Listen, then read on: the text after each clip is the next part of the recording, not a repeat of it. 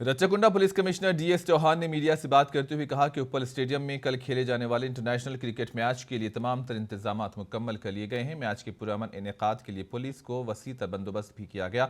इन्होंने कहा कि क्रिकेट के शायकीन को दोपहर से ही स्टेडियम में जाने की इजाज़त दे दी जाएगी। शाम के वक्त स्टेडियम में हुजूम बढ़ने का इम्कान पाया जाता है। पुलिस कमिश्नर डीएस चौहान ने मैच के दौरान अगर कोई ग्राउंड के अंदर दाखिल हो जाए और कोई खवातीन के साथ बदतमीजी के साथ पेश आता है तो उसके खिलाफ सख्त कार्रवाई का इंतबाह दिया।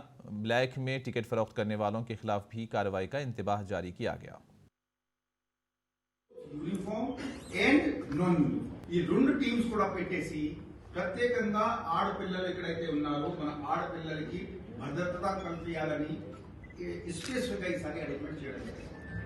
అదేవిధంగా అనవసరం న్యూసెన్స్ చేసే వారి మీద ప్రాబ్లం క్రియేట్ చేసే వారి మీద కొద్దిగా మన దృష్టి పెట్టాల్సింది ఉంటుంది. బికాస్ దాదాపుగా 40 మంది వస్తారు. ఒకరిద్దరికి న్యూసెన్స్ వల్ల మిగతా వారి మీద ఎఫెక్ట్ అవ్వదు. దెన్ లాస్ట్ పాయింట్ పబ్లిక్ తో ఒక విజ్ఞప్తి ఏంటి అంటే పూర్తిగా ప్రతి అడుగులో మన పోలీస్ కానిస్టేబుల్స్ ఉంటారు, సీనియర్ ఆఫీసర్స్ ఉంటారు, మీకు గైడ్ చేస్తారు. కానీ ఓపికగా ఉండాలి.